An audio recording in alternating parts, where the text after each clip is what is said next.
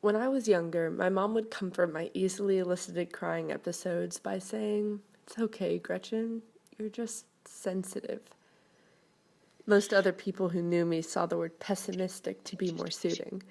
Being 6 at the time, to me, it was nothing more than a good source of vocabulary. I knew that I cried a lot. I felt a sense of pride when I got to put a sticker on my tear-free days chart. But I also knew that I was just a little girl, and little girls cry, and that's okay. I'll grow out of it, I reminded myself. If Frankie Valli could teach me anything, it was that big girls don't cry.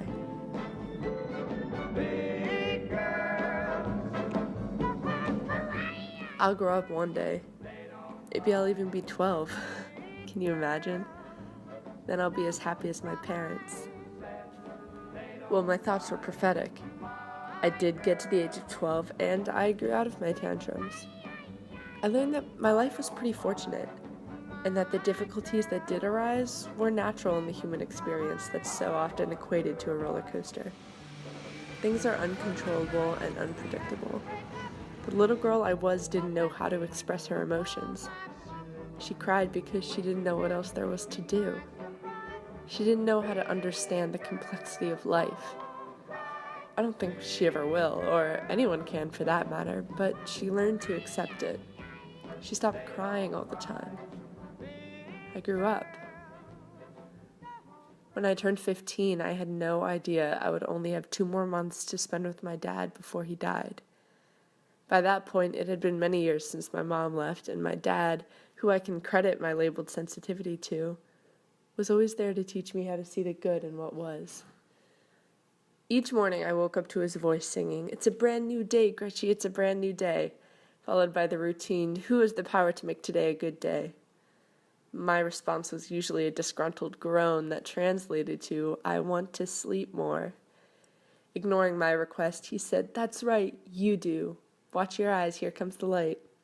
And he would flip my light switch to point to the sky and signal to me that yes, it was a brand new day. I knew my dad had sadness inside of him. I could see how his bright blue eyes, much brighter than mine, were frequently puffed up and red from tears. However, it never seemed to weaken his ability to smile. His smile was the most contagious I've ever seen. I think about it every day. After he passed, the world appeared so much larger than ever before. My brother was going to college, and I wouldn't have anybody around. Temporary living arrangements fell through, and it was decided, much to my chagrin, that I would spend what we thought would be the rest of high school at a boarding school in another state. My life was changing at such a pace that my brain couldn't keep up with it. Everything familiar seemed falling away, leaving me confused, scared, and mostly alone in the middle of Maryland. I once again felt delicate, like I had a short and easily lit fuse. Inner sadness transformed into outwards anger towards other people. The smallest of things would send me into hysterical tailspins, as if a cork had been pulled from the vessel I used to bottle up my emotions. I wasn't upset by general hardships, but instead by small inconveniences. I masked everything with a bitter and cynical shell. I saw myself becoming a person clouded by anger with no justification.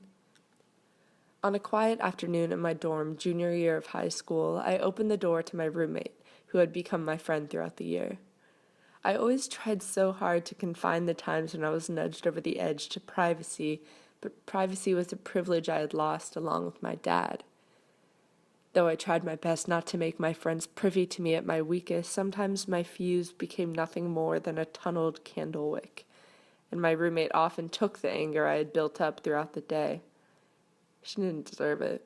This particular time, I just wanted to be wrapped up in a blanket and detached for only a few minutes from the stress that had been punctuating my days. I kicked off my shoes and reached for my giant fuzzy blanket that my brother gifted me for Christmas. When I folded the blanket back, there, in the middle, was a resting stink bug. It wasn't especially big, nor was it particularly menacing, but there it was, sitting on my blanket. I screamed. My roommate jumped and pulled her headphones from her ears, then laughed. "What the hell was that?" Instead of speaking, I pointed. She looked at the blanket. Oh, it's okay, it's just a stink bug. They don't do anything.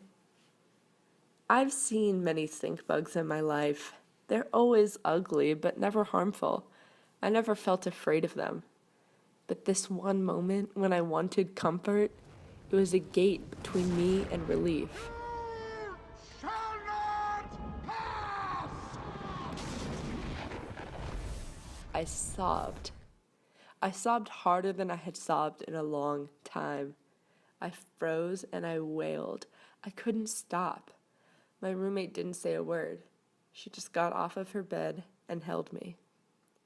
Instead of anger, I felt a whirlpool of emotions I had spent years trying to compress. I felt fear and distress and anxiety, and I knew it wasn't because of the bug. I knew it was all inside of me. I knew I wasn't the cynicist that I appeared to be to those living around me. I felt like I did when I was young, and I cried into her shoulder the way I would cry into my dad's. For the first time in a long time, I was addressing all the emotions I was trained to ignore.